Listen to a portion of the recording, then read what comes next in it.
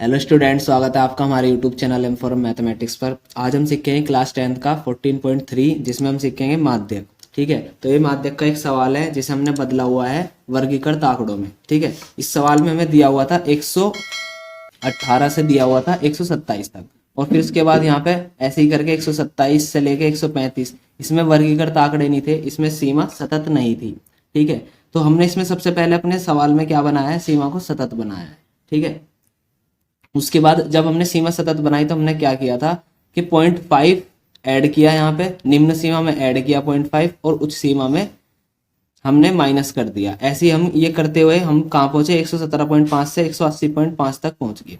ठीक है, अब इसे करने का तरीका क्या है वो आज हम सीखेंगे। तो पत्तियों की संख्या लिखी हुई है, लंबाई दी हुई थी कितनी है, और उसमें पत्तियां कितनी कितनी लंबाई की थी वो सब इसमें यहाँ दिया हुआ है। तो कैसे करेंगे, सबसे पहले इसमें हम संचयी बारंबारता की एक टेबल बनाएंगे और लिखेंगे। देखो, सबसे पहले संचयी बारंबारता बनाने की क्या ट्रिक है, यहाँ से आपने क्या करना है, 3 का 3 लिख देना है। ठीक है, उसके बाद ऐसे ऐड करना है तिरछा। ठीक है, 3 को 5 में ऐड करके लिखेंगे, 8 आ गया। फिर 8 को 9 में ऐड करके लिखेंगे, 17। उसके बाद 17 को 12 में ऐड करके लिखेंगे, 29। ऐसे ही 29 को 5 में ऐड करके लिखेंगे। ठीक है, 34। उसके बाद 34 को 4 में ऐड करेंगे, 38। और उसके बाद ऐसे ही 38 में 2 को ऐड करेंगे, 40।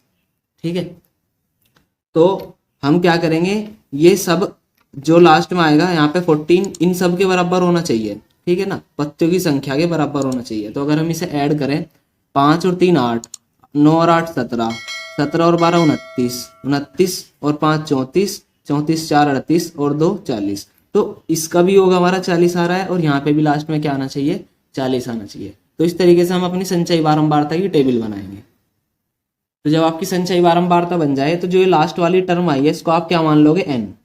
ठीक है, तो n मानने के बाद आपको क्या करना है, अब इसमें आप करोगे ये कि यहाँ पे आप लिखोगे n/2। अब आपका n/2 कितना आएगा, 40/2 मतलब 20। ठीक है, अब आपको क्या करना है, इस 20 को संचयी बारंबारता में ढूंढना है। ठीक है, 20 को संचयी बारंबारता में ढूंढना है। ठीक है, तो यहाँ पे देखो कहीं भी 20 तो है नहीं, लेकिन देखो यहाँ तक कितने आ गए, 17। इसका मतलब है यहाँ तक 17 जन आ चुके हैं, और यहाँ पे कितने हो गए टोटल, 29। देखो ये 3 इसके अंदर 3 है, ये इसके अंदर 8 है, इसके अंदर 17 है, तो इसके अंदर क्या होगा, 20 भी होगा। ठीक है, ये 29वां पद है, तो इसके अंदर कौन से होंगे, 20वां इसी के अंदर होगा।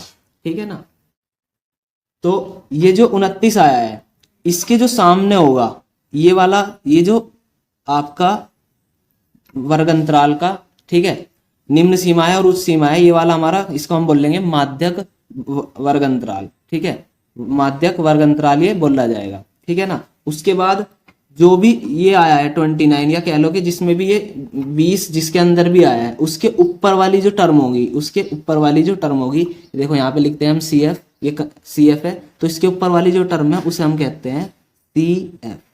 ठीक है, और जो भी माध्यक वर्ग आया है, जो भी माध्यक वर्ग आया है उसके सामने जो होगा वो बोला जाएगा F। ठीक है, उसके सामने की बारंबारता को क्या कहेंगे हम, F, और F के सामने जो भी होगा उससे ऊपर वाली संचयी बारंबारता को हम कहेंगे CF। ठीक है, तो जो माध्यक वर्ग आया है, माध्यक वर्ग अंतराल, मैं इसको नीचे लिख लेता हूँ, माध्यक वर्ग अंतराल, माध्यक वर्ग अंतराल, माध्यक वर्ग अंतराल आया आपका 144.5 से 153.5। ठीक है, अब हमें क्या करना है, जो माध्यक वर्ग अंतराल है उसकी निम्न सीमा ये है। ठीक है, इसको कहेंगे हम L। माध्यक वर्ग अंतराल की जो निम्न सीमा है वो कहलाएगी L। ठीक है ना, और इन दोनों का जो अंतर है, इन दोनों का जो अंतर होगा वो कहलाएगा H। ठीक है, तो अब क्या करोगे आप, तो H क्या होता है, इन दोनों का अंतर होता है, तो आप क्या करोगे, 153 में से 144 को माइनस कर लोगे, तो जब 153 को यहाँ पे लिख लोगे, H बराबर 153.5 माइनस 144.5, ये बराबर में आपका आ जाएगा 9। ठीक है, तो अब फॉर्मूला अप्लाई करना बस, ठीक है ना। तो फॉर्मूला अप्लाई करोगे, क्या लिखोगे, यहां पे लिखोगे माध्यक,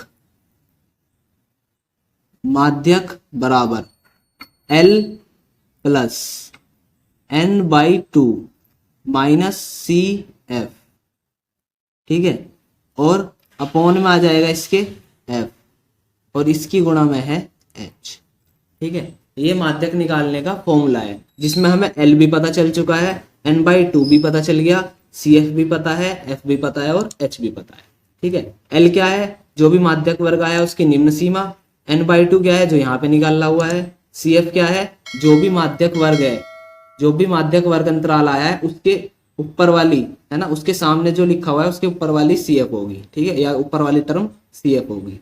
उसके बाद F क्या है, माध्यक वर्ग अंतराल की बारंबारता को हम F कहते हैं। उसके बाद H क्या है, इन दोनों में को जो भी माध्यक वर्ग अंतराल है उनके अंतर को हम H कहते हैं। अब इन सारी वैल्यूज को आप इस फॉर्मूले में पुट कर दो, तो देखो क्या करेंगे, L है 144.5 प्लस n/2 है 20, यहां पे रखा 20, माइनस CF है 17 अपॉन F आया है 12, ठीक है। अब इसकी गुणा में कौन है, H आया है 9, ठीक है। तो आपने सब कुछ लिख दिया इसमें, तो आगे देखो कैसे करेंगे इसको। अब यहाँ पे माध्यक L था, L बराबर ये आया है, तो अब क्या करना है, ये 144 लिखा हुआ है, ठीक है, इसको यहाँ पे आप क्या लिखो, ज्यों का त्यों लिख लो 144.5, ठीक है, प्लस 20 में से 17 को घटाया 3 बचा, बटे में आ रहा है 12, ठीक है, गुणा में कौन है 9, ठीक है। तो आप क्या करोगे, इसको 3 चौक 12 ऐसे काट दोगे, उसके बाद ये ऐसे है, ये हो गया 9/4 बराबर 144.5 प्लस 9/4, ठीक है। अब 9/4 को डिवाइड करेंगे और इसे पॉइंट में बदल लेंगे, तो कैसे करेंगे, 144.5 प्लस 4 से इसे डिवाइड करा, 4 दूनी 8, 2, ठीक है, 1 बचा हुआ है। देखो यहाँ पे करेंगे, अगर हम 9 को डिवाइड करना है 4 से, तो 4 से डिवाइड कर रहे हैं, 4 दूनी 8, 1 बचता है, ठीक है, फिर 0 पॉइंट लगा लिया यहाँ पे, 4 दूनी 8, फिर से 2 आया, उसके बाद फिर 2 बचा और 0, तो 4 पंजे हो गया 20। तो इसे पॉइंट में बदलने के बाद जो आंसर आ रहा है 2.25, ठीक है। अब हमें क्या करना है, 144.5 में 2.25 जोड़ना है, ठीक है ना। तो कैसे जोड़ेंगे वो देख लो, यहाँ पे लिखो 144.5 और इन्हें दशमलव को जोड़ने का तरीका, ये जो 0.5 है यहाँ पे पॉइंट लगाओ, यहाँ पे 2 लिखो और यहाँ पे 2 और यहाँ पे 5, इस तरीके से लिखना है, यहाँ पे 0, ठीक है।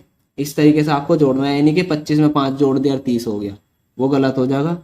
उसके बाद है 5 का 5 ही उतार लिया, ये 7 आया, ये 6 हो गया, 4 1, तो ये बन गया आपका 146.75, ठीक है। लास्ट में जो है mm में आ जाएगा, क्योंकि mm सेंटीमीटर में दिया हुआ था, ठीक है ना। तो इस तरीके से आपको पॉइंट जोड़ना है, जो माध्यक आया है वो क्या है, 146.75 है।